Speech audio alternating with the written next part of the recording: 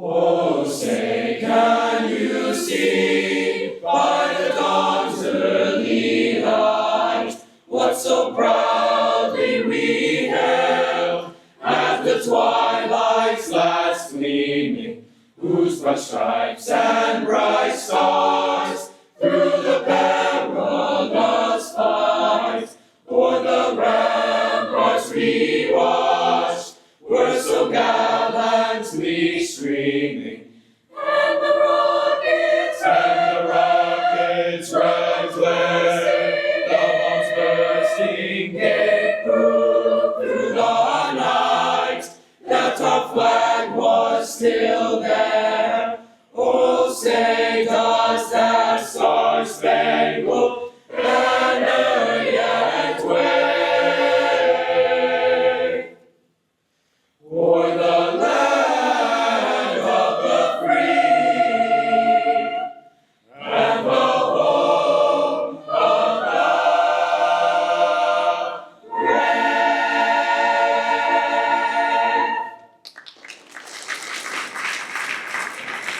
Good morning, and thank you all for attending today's pre-Memorial Day ceremony. Inscribed on a plaque in the Commons lobby, just outside these doors, are the words of Ralph Waldo Emerson. When duty whispers low, thou must, the youth replies, I can. The plaque was presented by the class of 1946 to the men and women of Liberty High School who served in World War II. Liberty High School is steeped in tradition, not the least of which is the tradition of honoring and remembering those who gave the last full measure of devotion to their country. I encourage each of you to take time during this Memorial Day weekend to remember their sacrifice. Today, it's my distinct honor to introduce our guest speaker for the ceremony, Dr. Jason E. Fritz. Dr. Fritz currently serves as the acting president of the Defense Security Cooperation University, the Defense Department's primary institution for advancing education and training in security cooperation. With over 20 years of experience in national security across government, academia, and the private sector, Dr. Fritz brings a wealth of insight and dedication to the ideals we commemorate today. Dr. Fritz is a 2002 graduate of the U.S. Military Academy at West Point and a former U.S. Army cavalry officer, having served 3 combat tours in Iraq between 2002 and 2008. Following his military service, he continued to serve the nation through roles with U.S. Customs and Border Protection, the World Bank, and as a faculty member at institutions including George Washington University and Johns Hopkins. He holds a PhD in Justice, Law, and Criminology from American University. But what makes today especially meaningful is that Dr. Fritz is a proud graduate of Liberty High School, class of 1998. As his school counselor, I had the privilege of watching Jason grow into a thoughtful, driven young man who has since become a leader, a scholar, and a public servant. Please join me in welcoming back one of Liberty's own, Dr. Jason E. Fritz.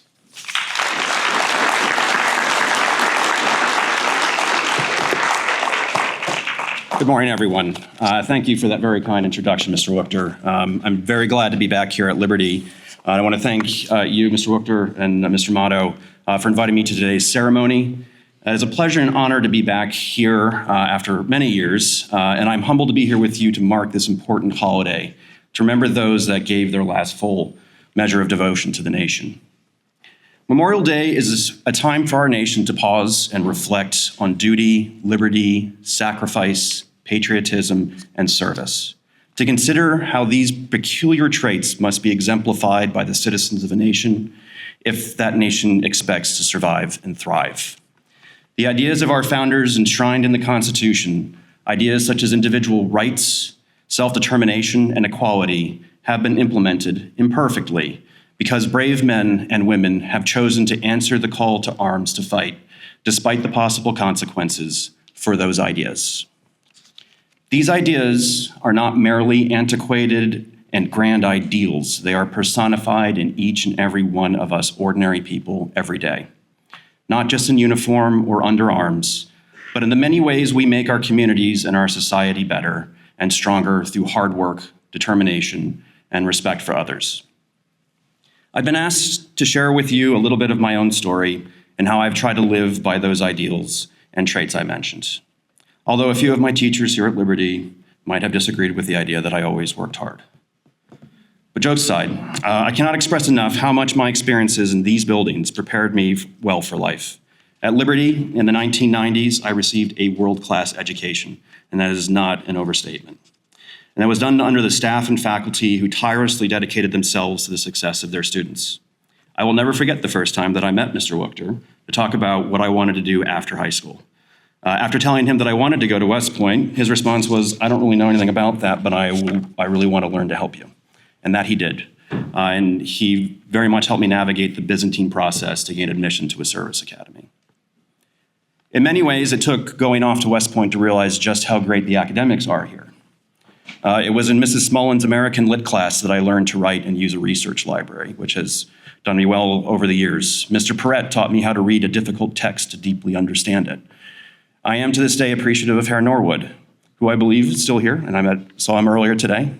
Good to see you, of teaching us not just formal German, but practical as well. It's come in handy, and I'll talk about that in a minute. I was a student athlete when I was here as well. Not a particularly talented one, but I did learn grit and perseverance on the cross-country and track teams under Bill Ruth, Jeff Karwacki, and George Van Dorn. And Wacky, it was good to see you again today, too. They pushed us hard to search deep within ourselves to find that extra reserve of energy and will. I learned how to draw upon fortitude within myself that I used to make it through the rigors of West Point and the exhausting requirements of combat in Iraq. I still do today, even if my current battles are mostly bureaucratic and fought with emails. I've taken the lessons, skills, and education I received at Liberty and used them my entire life in many, if not all, corners of the world in pursuit of the goals that I've set for myself. You are all lucky to be here, and I have no doubt you two are building the foundation you need to succeed in life merely from having gone to this great school.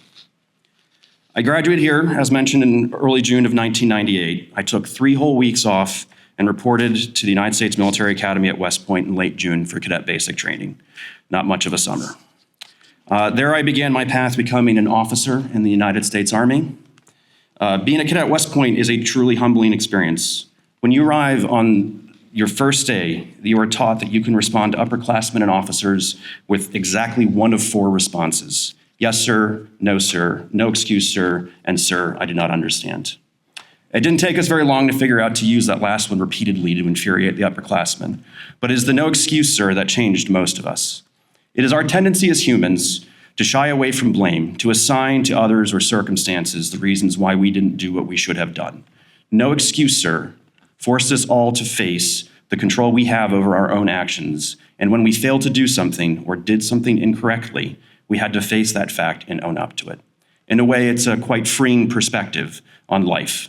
Moving into the civilian world, I've maintained this habit of acknowledging when I messed up and immediately moving to fix things. It's a habit that has also served me well. I could regale you with stories of my time there. West Point is a special place.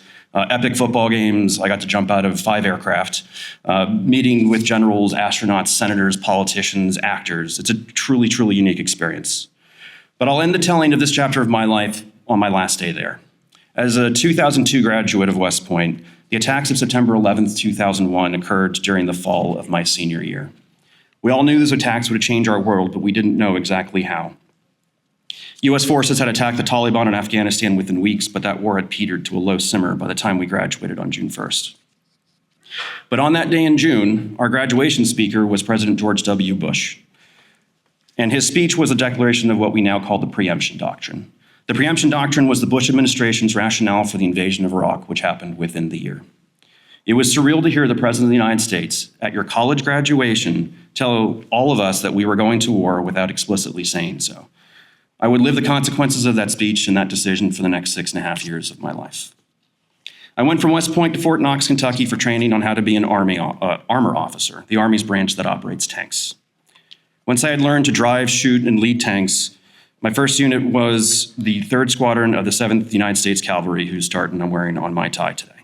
And yes, it is that 7th U.S. Cavalry of Little Bighorn fame. I reported on January 2nd, 2003 in Fort Stewart, Georgia. I was an extra lieutenant, and I and the whole squadron were deployed to Kuwait by the end of the month. In late February, so a month later, I was given command of a tank platoon, and less than a month after that, our squadron led U.S. forces across the border into Iraq. We fought for weeks and over hundreds of miles with little rest and few breaks from combat. Our shooting war ended west of Baghdad in April, where we fought the elements of 2 Iraqi tank divisions while protecting the rear flank of forces taking the airport a few miles to our east.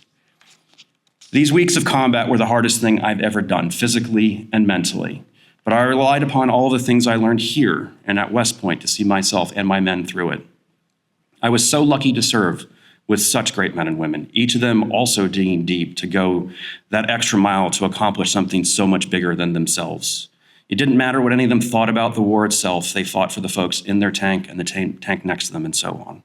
I've had the honor of serving with real heroes, and that is a truly humbling experience. I returned to Iraq 2 more times to serve in a war that was mostly over before most of you were born. I won't bore you with war stories, but I will tell one. If you remember my comment about Herr Norwood teaching us both formal and practical German, one of the practical uses happened during my second tour in 2005. At this point in the conflict, we were working with the Iraqi army against terrorist insurgents, and my unit was going out to establish a joint checkpoint with an Iraqi infantry platoon. Arriving at the location, I got out of my vehicle to find we didn't have an Arabic interpreter with us, as we should have. Me and a couple of sergeants stared at each other in the grounds, most just trying to figure out how we were going to communicate with the Iraqi army soldiers to set up this checkpoint when none of us spoke the same language. And out of nowhere, an Iraqi soldier walks straight up to me, points at my name tag, and says in perfect German, "Fritz, das ist ein deutscher Name. Sprechen Sie Deutsch?" This Iraqi soldier had gone to university in Frankfurt, so we set up the entire checkpoint in German. So danke, Herr Norwood. Since leaving the Army 17 years ago, I have been blessed with a series of opportunities in my civilian career. Although I've certainly had plenty of challenges as well, it has not been always an easy ride. I have been laid off in bad economic times, and I've been underemployed. These are facts of life, no matter how successful you are. It also took me a while to figure out what I wanted to do with my life, and to a certain extent, I'm still doing that. All along the way, I've relied on the personal and professional relationships I've built over the years in and after the Army. And I've worked with some of the most kind, brilliant, and competent people in the world at some of the most prestigious institutions in the world. But my first brick on the path of this blessed life was set here at Liberty, and I'm very grateful for it. I will leave you here with 2 additional thoughts. First, a bit of unsolicited advice, which I know teenagers are very fond of. That advice is to work hard at whatever you're doing and dig deep when times are hardest, and to do it kindly with those around you. You'll never regret putting in the effort and treating others well as you do it. These have been my keys to success, such as I've had, and pretty much every hyper-successful person I've had the good fortune to work with. My parting thought is to encourage you to spend a couple of moments this weekend to remember the nearly 700,000 Americans killed in wars while fighting for their country. I personally revisit my memories of Sergeant First Class Lonnie Parson, killed by enemy fire outside Baghdad on September 2nd, 2005. He was a superlative soldier, husband, father, and friend, and was a no-kidding hero who had earned the Silver Star for gallantry in 2003 during the invasion of Iraq, and I had the honor to serve beside him. He was such a hero that the vehicle he led during the battle during which he earned that medal is on display at the U.S. Army Museum. An amazing man. But please do enjoy this weekend, this long weekend. Have a barbecue, visit the pool if the weather holds up. We need not spend this weekend in mourning. We can, however, pause for a few moments to remember these men and women and reflect on their extreme devotion to duty that cost them the ultimate sacrifice. We can even celebrate them. And with that, I thank you again for giving me the opportunity to speak with you today. It has been such an honor. I know they're not here, but my heartiest congratulations to the class of 2025 on their upcoming graduation. I wish you all the very best in your bright futures. Thank you.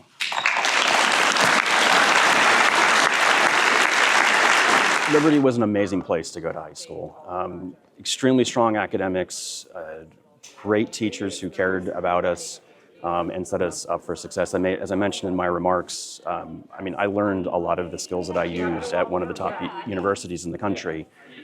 Still use a lot of them today, and just some of the basic life skills. And I think the fact that the staff and faculty cared so much about the students is one of those things I took with me. If you just treat people well, they're going to do well in life.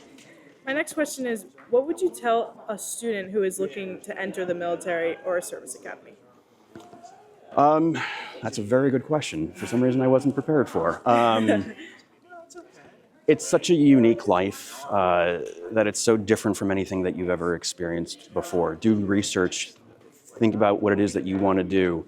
It's a hard life. You'll often spend it away from family and friends, either in a training environment, and maybe you're getting deployed to go do something in the real world. But when it comes down to it, that kind of commitment means you're being willing to fight in a war at some point. So be prepared to do that, because you never know when they come. Walk me through your career. How have you gotten to where you are today? It's been a roundabout journey. So I left here and went to West Point, which is one of the service academies.